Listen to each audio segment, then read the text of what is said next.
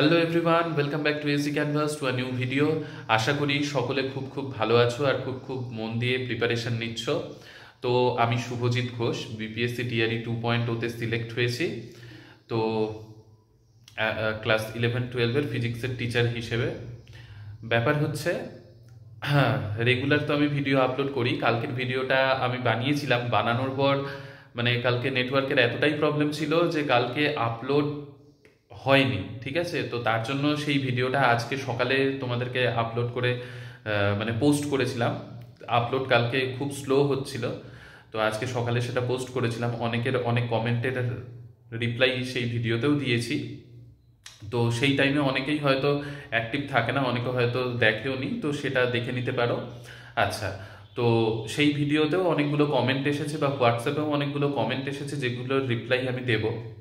তো ব্যাপার হচ্ছে, প্রথমত টিআরই 3.0-তে অনেকে যারা ফর্ম ফিল আপ করেছে তারা একটা কোয়েশ্চেন বারবারই করছে, যে কিভাবে যাব বা কোথায় সেন্টার করবে। দেখো অ্যাডমিট, আর হ্যাঁ, অ্যাডমিট কতদিনের মধ্যে চলে আসতে পারে।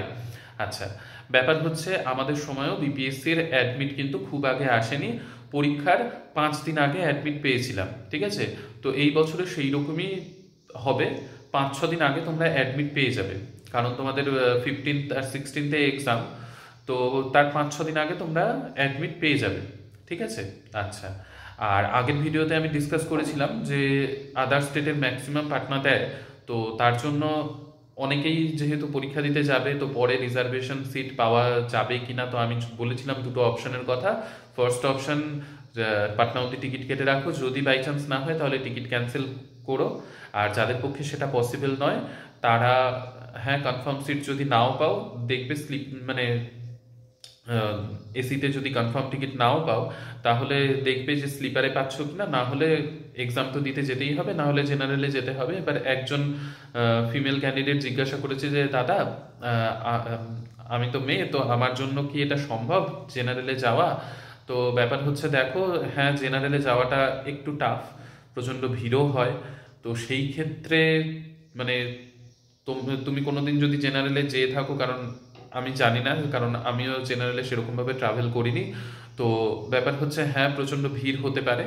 আর যেহেতু এক্সাম টাইম, তো সেহেতু যদি যেতে হয় তাহলে একটু চোখ কান খোলা রেখে যেতে হবে। আর যেহেতু এক্সাম, টায়ার্ডও হয়ে যেতে পারো, এটা একটা ব্যাপার। তো যদি পারো এসি, বা যদি এসিতে না হয় তাহলে স্লিপারে চেষ্টা করো যাতে টিকিটটা হয়। আর ওয়েটিং লিস্টের টিকিট কেটে নিলেও সেটা যদি কনফার্ম হয়ে যায়, তো সেটা পুরোটাই ভিড়ের ওপর ডিপেন্ড করবে। ঠিক আছে, তো মোট কথা, একটু মনে ভরসা রেখে চোখ কান খোলা রেখে পরীক্ষা দিতে যেতে হবে, এটা মাথায় রাখবে। ঠিক আছে। আচ্ছা, আর ভয়ের কোনো ব্যাপার নেই, আমি বারবারই বলছি, জাস্ট একটু চোখ কান খোলা রাখতে হবে। কারণ অন্য জায়গা, যে কোনো অন্য জায়গায় গেলেই তো একটু সাহস নিয়ে চোখ কান খোলা রেখে কাজ করতে হয়, তো সেটাই ব্যাপার। আদার্স কোনো ভয়ের কিছু নেই যে বিহারে যাচ্ছ, ভয়ের কিছু ব্যাপার, আমি সেই দিক থেকে তোমাদেরকে বারবারই সাহস দিচ্ছি যে ভয় পাওয়ার কিচ্ছু নেই। ঠিক আছে। আচ্ছা, এবার ব্যাপার হচ্ছে, নেক্সট কোয়েশ্চেন অনেকে করেছে যে বিপিএসসির তো টিআরই 3.0 এর 11-12-এর এক্সাম মানে পিজিটির এক্সাম কবে হতে পারে, সেটা কি ভোটের পর হতে পারে, এটা একজন জিজ্ঞাসা করেছে। তো না, ভোটের পর হওয়ার তো পসিবিলিটি নেই, ভোটের আগেই হয়ে যাওয়ারই কথা। তো এখন দেখা যাক, সেটার ডেট তো অ্যানাউন্স হয়নি, তো দেখা যাক কবে হচ্ছে। তবে 16th পর হওয়ার চান্স আছে হাই। আচ্ছা, এবার ব্যাপার হচ্ছে, অনেকে যারা এস্টেটের এক্সাম দেবে তাদের অনেক ভুল হয়েছে, তো সেই কারেকশন উইন্ডো, যেহেতু 5th ডামি অ্যাডমিট কার্ড চলে এসেছে, ঠিক আছে, তোমরা নিশ্চয়ই জানো। তো সেই 5th ডামি অ্যাডমিট কার্ড তোমরা সকলেই ওয়েবসাইটে দেখে নিতে পারো। যার যদি কোনো কিছু ভুল থেকে থাকে অবশ্যই কারেকশন করে নেবে। হ্যাঁ, অনেকে এটা জিজ্ঞাসা করেছে যে আমি মার্কশিট আপলোড করেছি, তো সেইখানে সেলফ অ্যাটাস্টেড করিনি, সেটার জন্য কি কোনো প্রবলেম হবে? না, সেটার জন্য কোনো প্রবলেম হবে না। আচ্ছা, মিস্টেক বলতে তোমার নাম, তোমার হচ্ছে প্যারেন্টসের নাম, এগুলোতে যদি কোনো গন্ডগোল থেকে থাকে, যেগুলোতে কারেকশন তোমার করা পসিবল। এবার সাবজেক্ট কম্বিনেশন দেখতে পারো যে সাবজেক্ট কম্বিনেশন চেঞ্জ হচ্ছে কিনা। তো যেগুলো ভুল আছে সেগুলো চেঞ্জ করে নেবে। ঠিক আছে, কারেক্ট করে নেবে, কারণ এখন কারেকশন উইন্ডো খুলে গেছে, 5th ডামি অ্যাডমিট কার্ড চলে এসেছে, জানো অবশ্যই সকলে। আচ্ছা, আর আরেকটা ভুল যেটা অনেকে করেছে, যেটা আমি প্রচুর মেসেজ পেয়েছি, সেটা হচ্ছে যার ফিজিক্সে অনার্স আছে, কেমিস্ট্রি অনার্স আছে, এরকম ক্যান্ডিডেটস যারা সায়েন্স হিসেবে ফর্ম ফিল আপ করেছে। তার মানে তোমরা ভালোভাবে নোটিফিকেশনটা দেখোই নি। এ নিয়ে আমাকে প্রচুর মেসেজ এসছে, অনেকে ফোনও করেছে। আমি তাদেরকে খুব ভালোভাবে বুঝিয়েছি এবং নোটিফিকেশনেও পেজ আমি পোস্ট মানে তাদেরকে পাঠিয়েছি হোয়াটসঅ্যাপে। নোটিফিকেশনে ক্লিয়ার লেখা রয়েছে যে সায়েন্সের টিচার হিসেবে যারা এক্সাম দেবে তাদের সাবজেক্ট কম্বিনেশনে বোটানি, জুলজি, কেমিস্ট্রি থাকতে হবে। ঠিক আছে, ফিজিক্স, কেমিস্ট্রি আর হচ্ছে ম্যাথস যাদের আছে তারা কিন্তু as a science teacher apply করতে পারবে না। কথাটা আশা করি বুঝতে পেরেছো। যারা এটা ভুল করেছো তাদের কিন্তু কোনো লাভ হবে না। অনেকেই আমাকে জিজ্ঞাসা করেছে যদি কারেকশন উইন্ডোতে সাবজেক্ট কম্বিনেশন চেঞ্জ করা যায়। আমি জানি না কারেকশন উইন্ডোতে সাবজেক্ট কম্বিনেশন চেঞ্জ করা যায় কিনা, কারণ সেটা আগে তো হতো না, এখন এই বছর সেটা ইন্ট্রোডিউস করেছে কিনা। যদি সেটা কারেকশন করা না যায় তাহলে তোমার ফর্মটা কিন্তু মানে অ্যাডমিট এসে থাকলেও, তুমি এক্সাম দিয়ে থাকলেও পরে তোমার সেটা কোনো কাজে আসবে না, সেটা রিজেক্ট হয়ে যাবে। কারণ তোমার সাবজেক্ট কম্বিনেশনে ফিজিক্স, কেমিস্ট্রি, ম্যাথ আছে, কিন্তু সেটা সাবজেক্ট কম্বিনেশন সায়েন্স টিচারের জন্য নয়। ঠিক আছে, ফিজিক্স, কেমিস্ট্রি, ম্যাথ মানে ফিজিক্স অনার্স প্লাসে কেমিস্ট্রি, ম্যাথ যাদের আছে তারা কিন্তু as a math teacher apply করতে পারবে। বোঝাতে পারলাম নিশ্চয়ই? তো এই ব্যাপারটা অনেকে জিজ্ঞাসা করেছিল, তো আমি সেটাকে ক্লিয়ার করে দিলাম। আচ্ছা, আর নেক্সট হচ্ছে এস্টেট এক্সাম কবে নাগাদ হতে পারে। আমি বারবারই বলছি এস্টেট এক্সাম টিআরই 3.0 এর পর হওয়ার চান্স আছে। আর অনেকে বলছে 7 তারিখ থেকে 20 তারিখে হওয়ার কথা ছিল, সেটা কি হবে?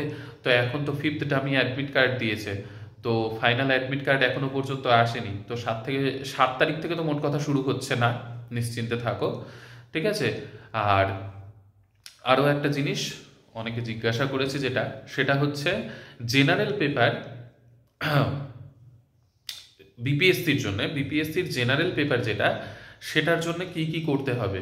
তো বিপিএসসির জেনারেল পেপারের জন্য আমি বলবো যাদের সায়েন্স স্ট্রং, ঠিক আছে, জিএস পোর্শন, জেনারেল সায়েন্স, সেই পোর্শন থেকে 5-6টা কোয়েশ্চেন আসে, সেই 5-6টা কোয়েশ্চেন অ্যাটেম্প্ট করতে পারলে কাজে দেবে।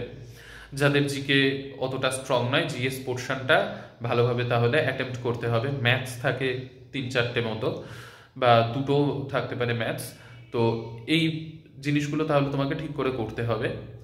আর জিকে পোর্শন থেকে আমি তো বলেইছি লুসেন্টের বই যাদের পড়া আছে তাদের জন্য তো খুবই সুবিধাজনক হবে। আর নিজের সাবজেক্টটা খুব ভালোভাবে তোমাকে অ্যাটেম্প্ট করতে হবে, তাহলে তোমার চান্সটা হাই থাকবে। ঠিক আছে, এটা বিপিএসসির জন্য। আর এস্টেটের জন্য বলে দিচ্ছি, আমি বারবার করে বলেছি, এস্টেটের জন্য নিজের সাবজেক্ট খুব খুব খুব খুব ভালোভাবে যদি মানে তোমার থাকে করা আর এমসিকিউ সলভ করা থাকে, তাহলে এস্টেট কোয়ালিফাই করা এমন কোনো ব্যাপার নয়। ঠিক আছে, অনেকে জিজ্ঞাসা করেছে এস্টেটের কোয়েশ্চেনের লেভেল কেমন থাকে। তো এস্টেটের question level moderate to high থাকে, হাই এর মানে পার্সেন্টেজ একটু কম থাকে। তো মডারেট লেভেলের কোয়েশ্চেন এস্টেটে থাকে, বিপিএসসিতে গিয়ে সেটা হাই লেভেলের হয়ে যায়। ঠিক আছে, তো এস্টেট কোয়ালিফাই করাটা এমন কোনো ব্যাপার নয় যদি কিনা তোমার সাবজেক্টের নলেজ খুব ভালো থাকে। ঠিক আছে, আর আর্ট অফ টিচিং মানে আমি বলছি সাবজেক্ট আর আর্ট অফ টিচিং এই দুটোতে যদি তুমি খুব ভালো মার্কস করতে পারো, তোমার এস্টেট খুব ভালোভাবে কোয়ালিফাই হয়ে যাবে। ঠিক আছে, আচ্ছা, অনেকে জিজ্ঞাসা করেছে ফিমেলের এস্টেটে কোয়ালিফাইং মার্কস কত, তো সেটা হচ্ছে 60, আর মেলদের জন্য সেটা হচ্ছে 75। তো এইগুলো কমেন্ট এসেছিল, কমেন্টে এই ডাউট যেগুলো এসেছিল সেগুলোর কথা তো আমি বলেই দিলাম।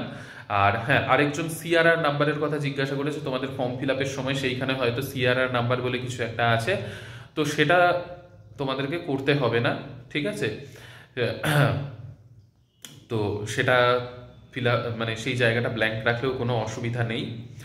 কিন্তু আর আরেকটা জিনিস, হ্যাঁ, কালকে একজন ফোন করেও জিজ্ঞাসা করেছিল যে সার্টিফিকেটের ব্যাপারটা কি। যাদের সার্টিফিকেট পাওনি, মানে 2023-তে যাদের কমপ্লিট হয়েছে বা 2022-তে যাদের বিএড কমপ্লিট হয়েছে, তারা সার্টিফিকেট এখনো অবধি পায়নি, ফাইনাল সার্টিফিকেট। তো তাদেরকে বলবো তারা ইউনিভার্সিটিতে গিয়ে কন্ট্যাক্ট করে সেইখানে প্রফেশনাল সার্টিফিকেটের জন্য অ্যাপ্লাই করে দাও। 7 দিনের মধ্যে প্রফেশনাল সার্টিফিকেট পেয়ে যাবে। আর যদি গ্র্যাজুয়েশন বা পোস্ট গ্র্যাজুয়েশনেরও অরিজিনাল সার্টিফিকেট না এসে থাকে, সেটা প্রফেশনাল তোমরা তুলে রাখো, ঠিক আছে? পরবর্তীতে কাজে লাগতে পারে, কারণ যখন ডকুমেন্ট ভেরিফিকেশন হয় বা আদার্স জয়নিংয়ের সময় সেই প্রসেসে এই সার্টিফিকেটটা কাজে লাগে। তো তার জন্যই বলছি, অরিজিনাল সার্টিফিকেট না পাওয়া গেলেও কলেজ বা ইউনিভার্সিটিতে কন্ট্যাক্ট করে তোমরা প্রফেশনাল সার্টিফিকেটটা তুলে রেখো, ঠিক আছে? আর যাদের বিপিএসসি টিআরই 3.0 এর এক্সাম আছে, এক্সামের পর তারা গিয়ে এটা তুলে নিও, ঠিক আছে? তো আশা করি আজকের ইনফরমেশনগুলো তোমাদের কাজে লাগবে। আর ভিডিওটা ভালো লেগে থাকলে অবশ্যই লাইক, শেয়ার, সাবস্ক্রাইব করে দিও। আর ঠিক আছে, নেক্সট ভিডিওতে দেখা হচ্ছে তোমাদের সাথে, অনেক কথা হবে আর তোমাদের কমেন্টে রিপ্লাই দেব। এই হচ্ছে ব্যাপার। বাই।